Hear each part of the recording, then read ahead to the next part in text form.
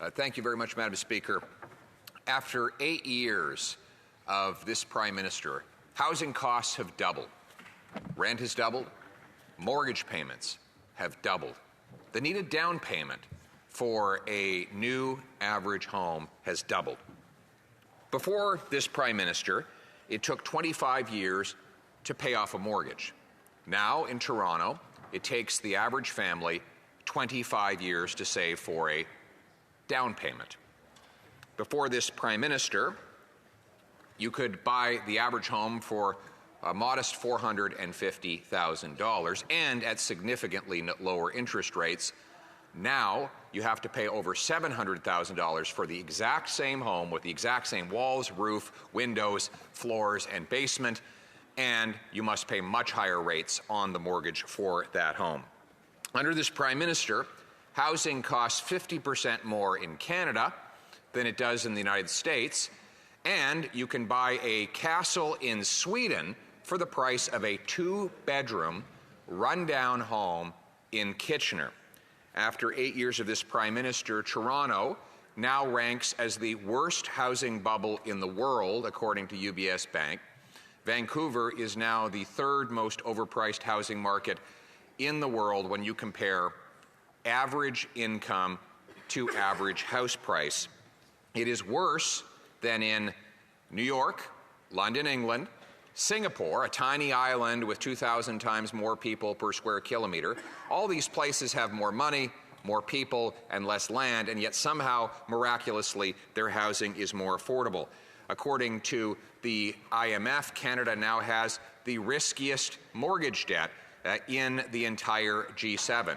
We have by far the most indebted households, all of whom have had to take on these massive mortgages to pay for the exorbitant house prices that have skyrocketed under this Prime Minister.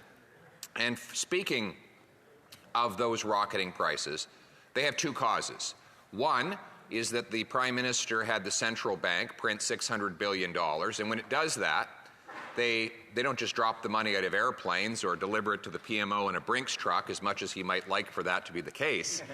Rather, what they do is buy bonds on the secondary market, buy government bonds on the secondary market, which makes it easier for the government to borrow and spend, Prime Minister loves, but also has the byproduct of massively increasing the cash in the financial system, which gets lent out in mortgages disproportionately to the wealthy insiders who have connections to the banking system, who then bid up housing prices. And during that money printing orgy, we saw the number of homes bought by investors literally double in a year and a half, a 100% increase that led to the fastest increase in house prices ever recorded in Canadian history. The second cause deals with supply, and that is that Canada has the fewest homes per capita of any country in the G7, even though we have the most land to build on after 8 years of this Prime Minister. Why? Because we have the second slowest building permits out of all 40 OECD countries.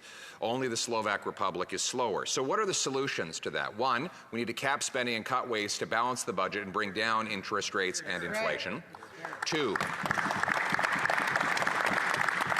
we need to get rid of the government gatekeepers that block home building. Now, the government has come up with this idea of a housing accelerator fund. It's a $2 billion program.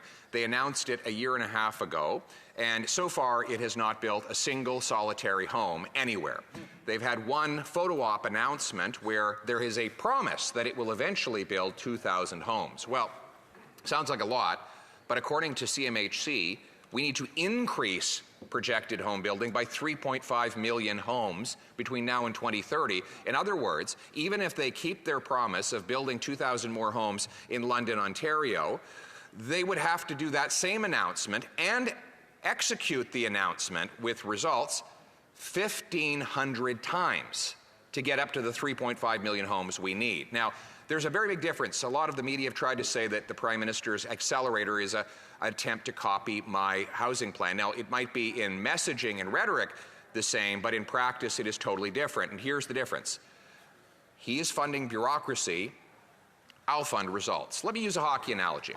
Right now, you win the Stanley Cup if you score the most goals in the most games and get into the playoffs and win the most games in every series and ultimately win the finals. Now, winning is about putting pucks in nets. Imagine if instead we had the referee say he's going to go around giving points based on the practices of the team members. So he would go to the Calgary Flames Saddle Dome and he would say, well, the Flames have an excellent skating drill, I'm going to give them 10 points. And then he goes over to the Maple Leafs, maybe a bad example.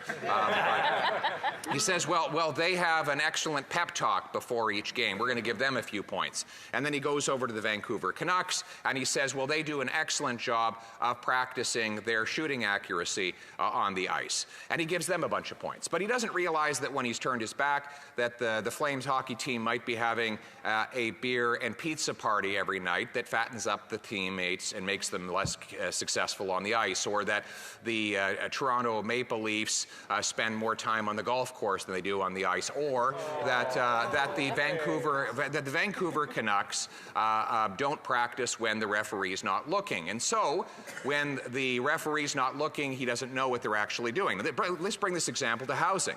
They want the Minister of Housing to go around and judge the practices, as he sees them, in his eyes, of each municipality, and then give them lump sum grants based on what practices they take.